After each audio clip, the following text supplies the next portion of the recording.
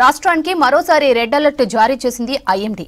ములుగు, భద్రాద్రి, మహబూబాబాద్ జిల్లాల్లో అత్యంత భారీ వర్షాలు కురిసే ఛాన్స్ ఉందని తెలిపింది. అల్పపీడనం రుతుపవన ద్రోణి ఆవర్తనం ప్రభావంతో కుండపోత వర్షాలు కురుస్తాయని, ప్రజలు అలర్ట్గా ఉండాలని సూచించింది.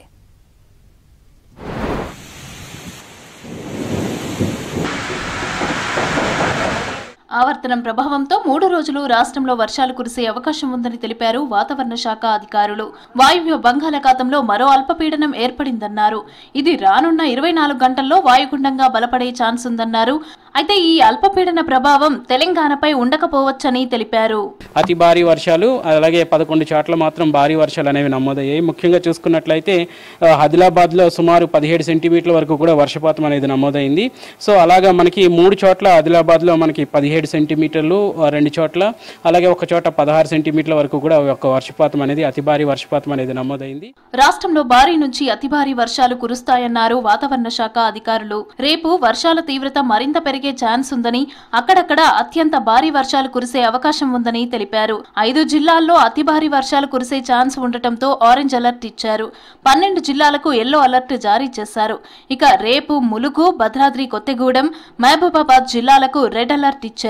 ఒక ఉపరితల చక్రవాకం అట్లాగే చూసుకున్నట్లయితే ఒక తూర్పు పశ్చిమ ద్రోణి అనేది కూడా ఈ యొక్క రాష్ట్ర సరిహద్దుల్లో కొనసాగుతూ ఈ రెండు ఒక అల్పపీడన ప్రాంతం నుంచి బంగాళాఖాతం వైపు కూడా ఇటు ఈశాన్య అరేబియా సీ నుంచి కూడా ఈ యొక్క ఉపరితల ద్రోణి అనేది కొనసాగడం వల్ల అంతా కూడా ఇటు భద్రాద్రి కొత్తగూడెం కానీ, ములుగు, జయశంకర్ భూపాలపల్లి, హనుమకొండ, వరంగల్, మహబూబాబాద్, సూర్యాపేట ఈ యొక్క జిల్లాలకు భారీ వర్ష సూచనలు, ఆదిలాబాద్, నిర్మల్, నిజామాబాద్ కూడా మనం భారీ వర్ష సూచనలు అనేవి జారీ చేయడం జరిగింది. అలాగే కామారెడ్డి, ఇంకా మెదక్, సంగారెడ్డి, కొమరంభీం, ఆసిఫాబాద్, మంచిర్యాల్ ఈ యొక్క సుమారు 5 జిల్లాలకు మాత్రం అతి భారీ వర్షాలు అనేవి సూచించడం అనేది జరిగింది. అల్పపీడనం ప్రభావంతో రాష్ట్రంలో జోరు వానాలు కురుస్తున్నాయి.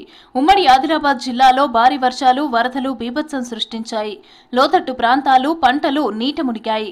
రోడ్లు కొట్టుకునిపోయి గ్రామాలకు రాకపోకలు బంద్ అయ్యాయి.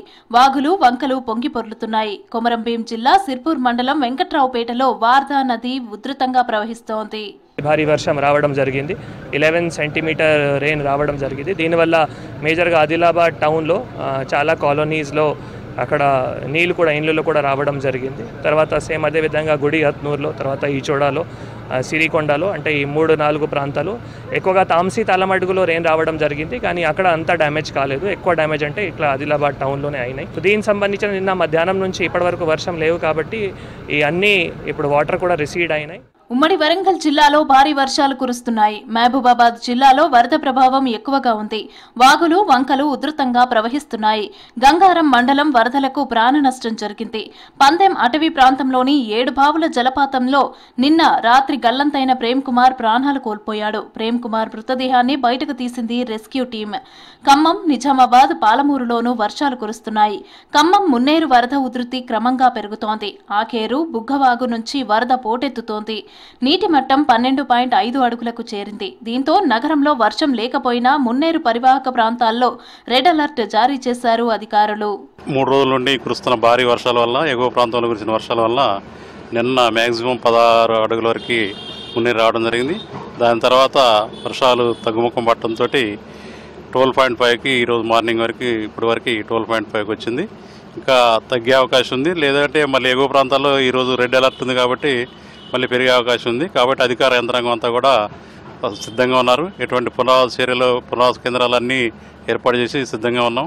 ప్రజలను కూడా అప్రమత్తం చేసినాం. వాళ్ళు కూడా ఎటువంటి వరద ముప్పు వచ్చినా వెంటనే ఖాళీ చేయడానికి సిద్ధంగా ఉన్నారు. రాష్ట్రంతో పాటు ఎగువన కురుస్తున్న భారీ వర్షాలకు ప్రాజెక్టులు ఇన్ఫ్లో కొనసాగుతోంది.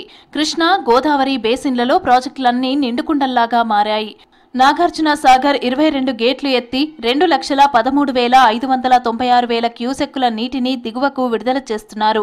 నిజామాబాద్లోని శ్రీరామ్ సాగర్ ప్రాజెక్టుకు 1,50,000 క్యూసెక్కుల ఇన్ఫ్లో వస్తోంది.